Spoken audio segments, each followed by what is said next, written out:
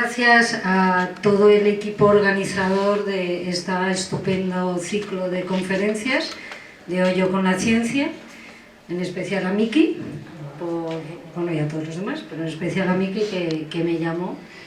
Lo primero que tengo que decir es que yo no voy a hablar mucho de ciencia, voy a hablar de una ciencia aplicada que es la medicina y sobre todo de cómo aplicar esa ciencia aplicada cuando nos vamos a cooperar a sitios como los que he ido yo en África, ¿no? En mi currículum ya veis que lo más gordo es cooperante, porque para mí es un honor ser cooperante, ¿eh? Y con esto empezamos, ¿no? Entonces, la primera vez que yo fui a cooperar a África, pues lo primero que piensas es voy a operar, pero cuando llegué allí, enseguida te das cuenta que estás en una situación muy distinta, ¿no? Que lo que te estás enfrentando es a un problema social que probablemente, no está muy claro, pero probablemente responda a un modelo social con el que viven ellos, ¿no? Y ese problema social pues conlleva un problema de salud muy tremendo, ¿no? Que es el que voy a intentar contaros. Y además es que afecta a las mujeres, que hoy, que es el Día de la Mujer, creo que es importante hacer una charla que tenga que ver con cosas de las mujeres y hechas por mujeres, ¿no? Entonces, ese problema social tiene mucho que ver con esta situación que se da en toda la África subsahariana, ¿no? Con distinta incidencia en los distintos países, pero se dan prácticamente en toda África subsahariana, que es una muy alta incidencia de matrimonio infantil, una violencia sexual terrible y la incidencia altísima también de mutilación genital femenina, que en algunos países es hasta el 97%. Todo eso se da en un ambiente de pobreza y de atención médica muy escasa, que es el caldo de cultivo para el problema al que os voy a contar.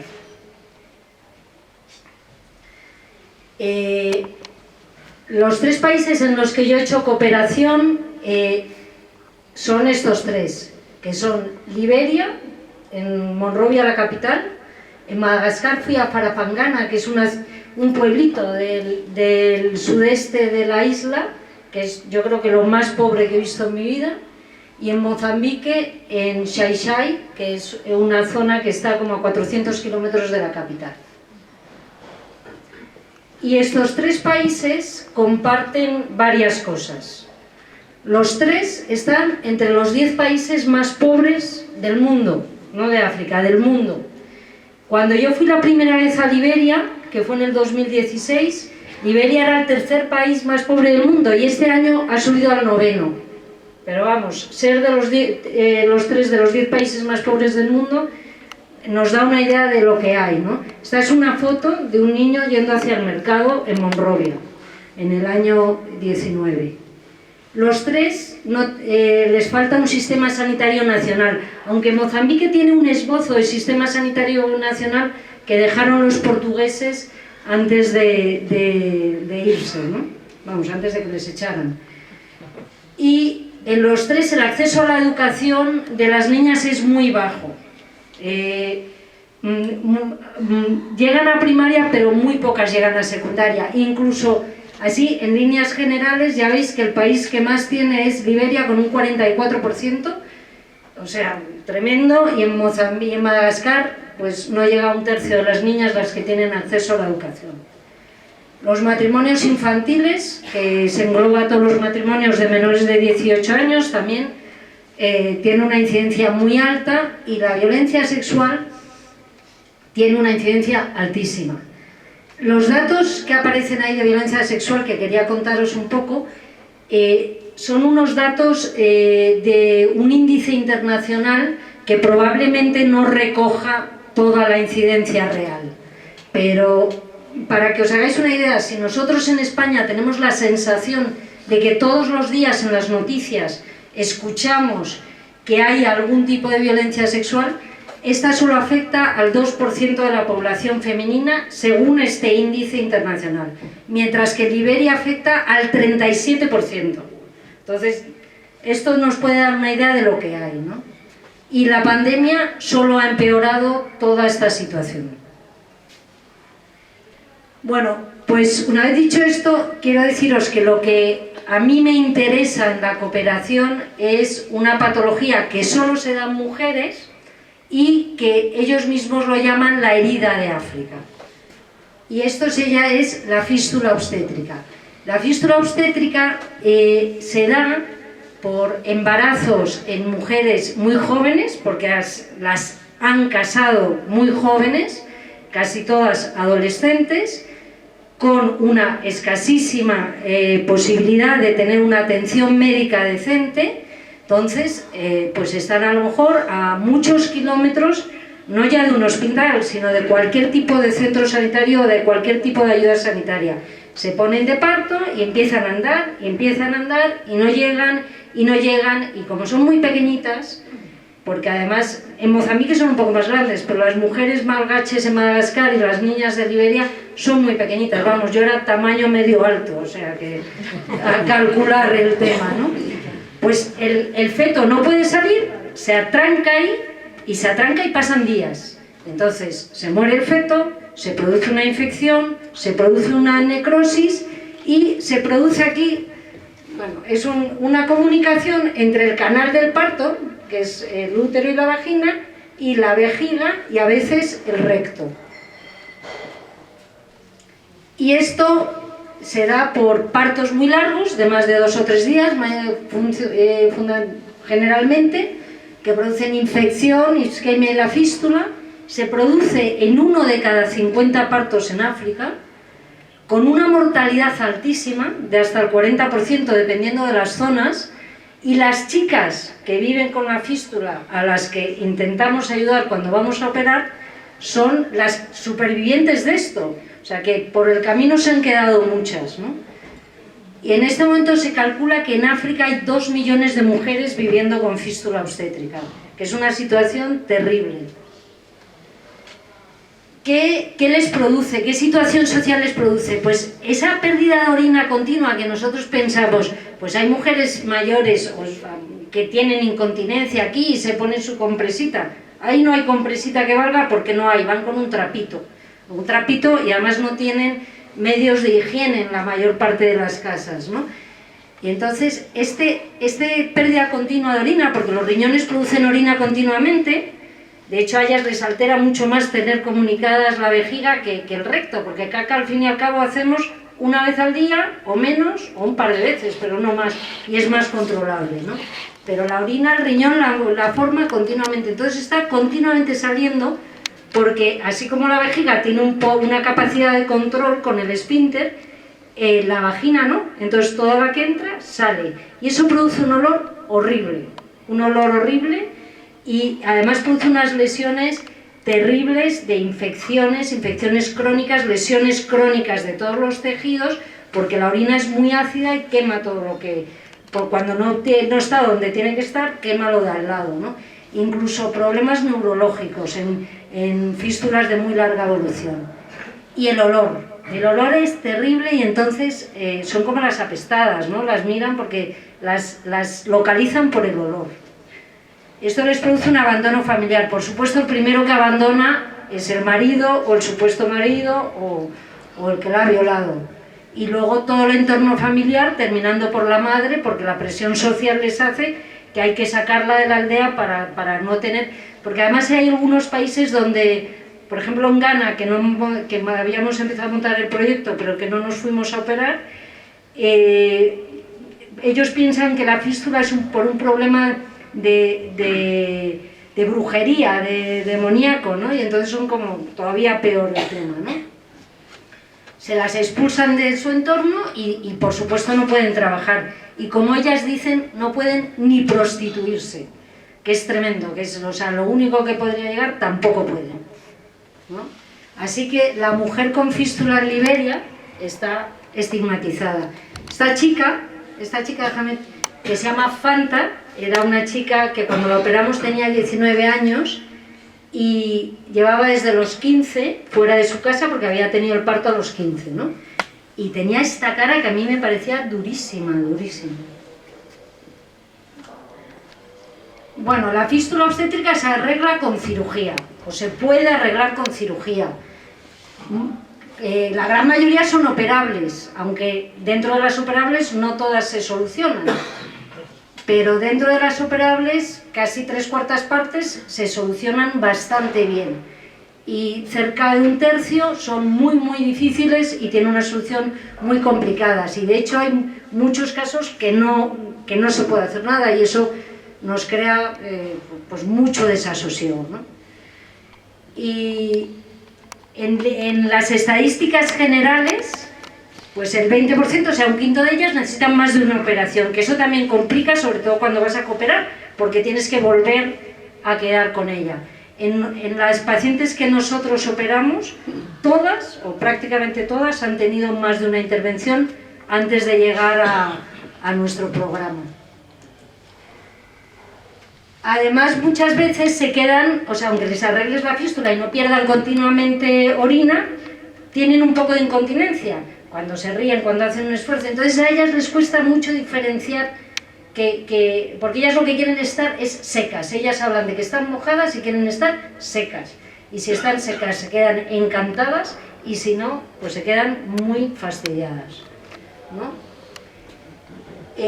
La cirugía, tengo pocas fotos para que no, déjame ver la anterior, esta.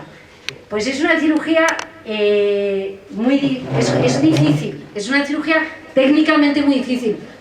Para mí eso era una de las cosas más atractivas porque me suponía un reto y además tenías que improvisar, no hay ningún método diagnóstico. Nosotros aquí en España y en Europa, en cualquier país de los que vamos habitualmente, cualquier persona que viene al médico le pedimos una batería de análisis, pruebas, rayos, ecos, tomografías.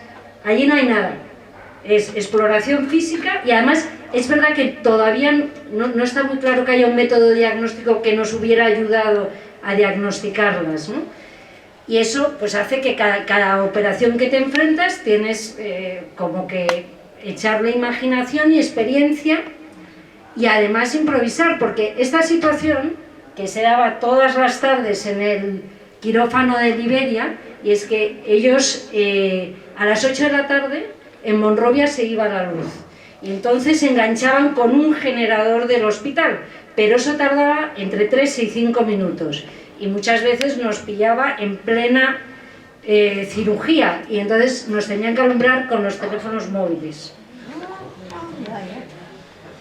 Seguimos. Esto, que ya sé que no es muy agradable, es una comunicación total entre el recto por donde estoy metiendo el dedo y la vagina por donde sale, y no fue por un parto, esto fue por una violación, porque también son víctimas de violencia tremenda.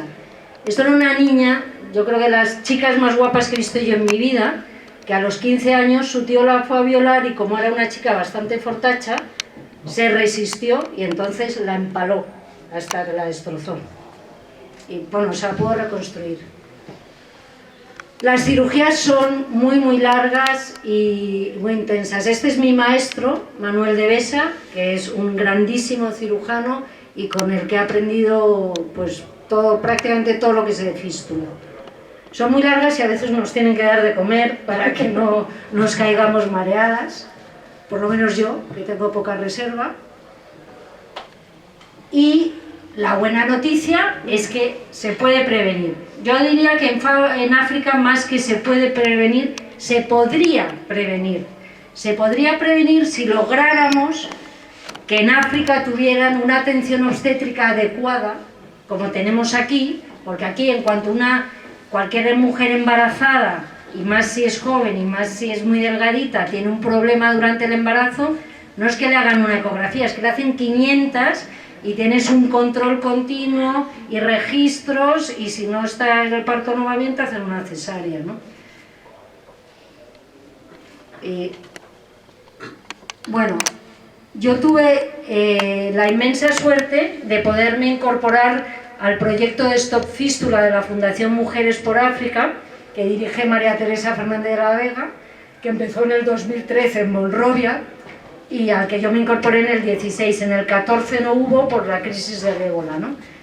Y este proyecto era un proyecto muy completo, porque además de llevarnos a hacer la cirugía, tenía un programa, contrataban un ginecólogo allí, que era del Congo, no era liberiano, y formábamos a las matronas, y además luego había un centro de rehabilitación donde las chicas que se curaban podían aprender un oficio y empezar como incluso a alfabetizarlas las que lo necesitaban. Estas son las 3 misiones a las que yo asistí. En el 19 fue la última, luego nos pilló la pandemia y además íbamos a empezar un proyecto en Ghana que con la situación pandémica tampoco se ha podido empezar.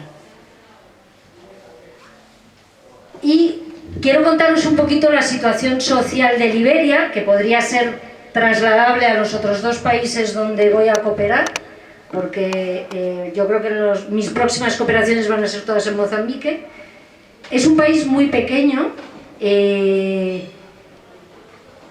ahora cuyo idioma oficial es el inglés, pero solo lo hablan como primer idioma el 20% de la población, que es una cosa bastante curiosa. Y hay 20 dialectos. Los 20 dialectos tienen que ver con las 20 tribus que vivían en Liberia antes de que llegaran, porque Liberia es un país que se formó, que decidieron los americanos y los europeos montar, quitando un trozo de Sierra Leona a mediados del siglo XIX, cuando para trasladar a los esclavos liberados, los llamados libertos en Estados Unidos, los mandaron, como estaban montando mucha bulla en Estados Unidos, los mandaron para allá, ¿no? Y entonces déjame, que es que quiero enseñar una cosa. Cada una de las tribus tiene unas marcas o escarificaciones que se les pone en la espalda, por supuesto solo a las mujeres. Otra forma de violencia, se las marca como a las reses, que ya no se las marca aquí, que hay que ponerles un pendiente sanitario. Seguimos. Bueno, esto es que Liberia se forma como tierra de los libres, y estos descendientes americanos, de los esclavos americanos, nunca se han mezclado con las tribus oriundas de Liberia. Y además ellos han gobernado hasta los 80. Y a partir de los 80, que fue un primer golpe de estado que dio este señor, empieza una situación de inestabilidad y de guerra tremenda en Liberia, con 2 guerras civiles terroríficas, donde muere casi, me parece que era una 1/8 parte de la población, porque entonces no tenían, no, 1/10 parte, un poquito más, porque no llegaban a los 2 millones y murieron 200 y pico mil personas, ¿no? Luego tuvieron de presidente a ese señor Taylor, que era el que traficaba con los diamantes en Sierra Leona y que fue uno de los primeros condenados por crímenes de guerra por el Tribunal de la Haya.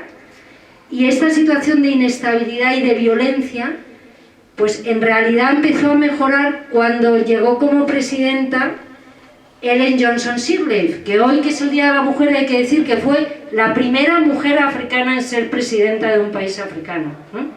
Ella, de hecho, estaba exiliada en Estados Unidos y cuando hubo las primeras elecciones después de las guerras civiles, se volvió a Liberia. Ella estaba de vicepresidenta del Banco Mundial y se volvió a Liberia para presentarse a las elecciones que ganó. Y en el 2011 le concedieron el Premio Nobel de la Paz. Durante los 12 años que ella presidió el país, desde luego mejoraron muchísimo las leyes, y especialmente las leyes que tenían que ver con las mujeres. Pero por mala suerte en el 2017, porque ella en teoría solo iba a estar 2 legislaturas, porque ellos copian el sistema político y social de los Estados Unidos, que las suyas fueron más largas, pero en las siguientes elecciones pues salió un exfutbolista que pues no tiene ni la misma formación ni los mismos intereses. Liberia, además de las guerras civiles, fue uno de los países más azotados por la crisis del ébola, Y este señor era del hospital donde nosotros íbamos a cooperar, el San Joseph, se murieron 9 sanitarios, porque fue uno de los pocos hospitales del país que admitía enfermos de ébola. Este señor es el que trasladaron a Madrid con otra religiosa y que se murió en el Carlos III. La señora sobrevivió y que infectaron a una auxiliar que ya no se murió, y el perro Excalibur y todo ese rollo. Así que cuando yo llegué en el 2016, incluso las mujeres que podían tener hijos tenían esta cara de tristeza, ¿no? Porque Liberia era un país muy muy pobre, ¿no? Que fundamentalmente viven de la ayuda extranjera, porque lo que ellos podían producir era artesanía textil y pequeño comercio. Ya veis que también está lo de la matriculación de los buques de bandera de conveniencia, que siempre oímos: un buque en el Mediterráneo de Liberia, un hogueo, bandera de Liberia, pues todo así, ¿no? Y veis que el tráfico ilegal de diamantes es una fuente de riqueza, pero solo para unos poquitos, claro. Y cuando hablamos de pequeño comercio, hablamos de esto. En Liberia, en Monrovia, los sastres son hombres, fundamentalmente. Y la verdad es que vas ahí con una telita y te hacen la camisa en 3 minutos. Y la hacen bastante bien. Este es el mercado central de Monrovia. Y como veis, es un país con un nivel de pobreza altísimo, altísimo, con 3/4 partes del país viviendo por debajo del nivel de la pobreza, con muchísimo paro y con una población muy muy joven, con cerca de un 60% de la población de menos de 25 años. Y esto es la arteria principal de Monrovia. Monrovia tiene la zona donde estaba el hospital, que está en la calle principal, y se une de norte a sur hacia el mar, que es donde están las embajadas, por esta carretera. Y esto es lo que veías cuando salíamos del hospital alguna tarde, pues este es el panorama que se ve. Y esta señora, que también tiene pequeño comercio, que es su carretilla, y con sus niñitas bañándose en ese baño maravilloso, y sus hijitos aquí. Esta es la peluquería que hay justo a la salida del hospital, y este es el tipo de comercio que está en la callecita de la salida también, con unos puestos de fruta estupendos. Y pues si esto es el país, imaginaros cómo será la sanidad. La esperanza de vida, que en España, no sé, se me ha borrado, pero es como de 83 años. Está el 18. El 18, ¿vale? 82, ahora ya estamos en 83 y pico, me parece. En Liberia no llega a los 60, pero en Mozambique, estos son datos del 2018, en Mozambique no llega a los, vamos, es 52 años. Ah, mira, es que luego se ponía, seguimos. Se me ha olvidado. En el 2008, después de las guerras civiles, en Liberia había un solo médico liberiano, Y cuando yo llegué en el 2016 había 40 médicos para una población de 4,5 millones, de los cuales 40 médicos liberianos, de los cuales 4 eran ginecólogos. O sea que la atención obstétrica, evidentemente, hay que darle para que salgan los palitos, porque si no, no me entero. Bueno, pues ya veis que Liberia tenía el dudoso honor de ser el país del mundo con menos médicos por 1000 habitantes, y por aquí creo que también está Mozambique, que tampoco es que esté muy bien, y de Madagascar no hay datos. Y cuando hablamos de camas por habitante, aunque en España no es que estemos muy bollantes, en Liberia están bastante regular, pero aquí sí que tenemos Mozambique por debajo, que no sé si sale más, y Madagascar, aquí, con todavía menos. Y además las camas son como estas. O sea, no os creáis que es un catre, que no les dan ni sábanas. Eso en los 3 países, se las tienen que llevar ellos. Y no solo no les dan sábanas, no les dan ni sábanas, ni alimento, ni bebida. En el caso del proyecto de Mujeres por África, Mujeres por África se encarga de todo, de todos los gastos de las mujeres, desde que se operan hasta que están curadas. En el caso de los proyectos internacionales, también les pagábamos toda la comida y toda la asistencia durante toda la estancia hospitalaria. Además, porque en Liberia la sanidad se paga por acto médico y como no tienen dinero para pagarlo, pues no se pueden ir a curar. Y el 80% lo pagan las ONGs, sea Mujeres por África o sea la que sea. Pagan el acto médico y la actuación sobre las pacientes. Y hablando de la mujer, ¿qué supone ser mujer adolescente en un país como Liberia, ¿no? Pues yo creo que un riesgo alto porque las mujeres adolescentes son así, son guapísimas, y en un país donde la violencia sexual es altísima, pues esto es un drama en realidad. Porque la violación es el delito más común del país y el grupo más frecuentemente violado son las niñas de 10 a 14 años. Espera, no, quédate ahí, Vicky. Casi la mitad de las mujeres que tienen ahora entre 20 y 24 años se han casado antes de los 18. No sabemos a qué edad. Y 3/4 partes han sufrido mutilación. Esas fotos son de pacientes mías, la de la mutilación, la de las niñas, etc. Y además tienen poco acceso a la educación, como os he contado antes, ¿no? Y mira, este no es un colegio, pero es una academia para ayudarles a estudiar, ¿no? Que me encantó. Muchas veces la educación, las niñas que no tienen ese acceso, se suple la educación llevándoles a los bush schools, que son escuelas tradicionales donde en realidad hacen ritos de iniciación hacia la maduración de la mujer, ¿no? Para enseñarles a ser buenas esposas, para enseñarles a estar muy bien sometidas, y entre esos ritos está la mutilación, porque una mujer que no está mutilada no es una mujer pura.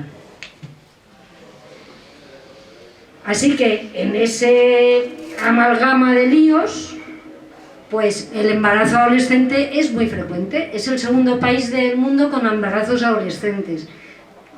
Solo la mitad tienen acceso a algún tipo de sanidad, que a veces es una partera tradicional, ¿no? Y 1/3 así van a los hospitales. Y es un país con una morbimortalidad materna altísima, 720 por 100.000. En España tenemos 5 por 100.000 y cada muerte aquí es un drama. Y allí también. Y encima con la pandemia esto ha empeorado. Y cuando las niñas que se quedan embarazadas y paren, que yo he operado varias que han parido con 10 años, cuando son de 10 a 14 años, el riesgo de morbimortalidad se multiplica por 5. Y dentro de esa morbilidad, una de las más frecuentes es la fístula. Bueno, para mí cooperar es también relacionarme con la gente con la que voy a ir a trabajar. Y además intentar transmitirles lo que sabemos y las formas de hacerlo, porque creo que lo que hay que hacer es transmitir el conocimiento para que ellos puedan solucionarlo, no ir, hacer y volver. Estos son gente del Hospital de Monrovia. Este era simpaticísimo, la verdad. Bueno, estas son unas cifras que para que veáis, o sea, cada misión que vamos 15 días, vamos normalmente 2 cirujanos y un ginecólogo, o 2 ginecólogos y una cirujana, con 2 anestesistas y una enfermera de quirófano. Trasladar todo eso y estar 15 días ahí trabajando es mucho esfuerzo, y mucho esfuerzo económico, y para ellas que nos están esperando para que les operemos es cuando fracasamos en los resultados, es una situación terrible, porque además nunca sabes cuándo vas a volver, ¿no? En las 3 misiones vimos a 102 pacientes, de las cuales solo se pudieron operar 81, no porque no pudieran, a veces por falta de tiempo, porque a veces se terminan los días y sigue la cola, ¿no?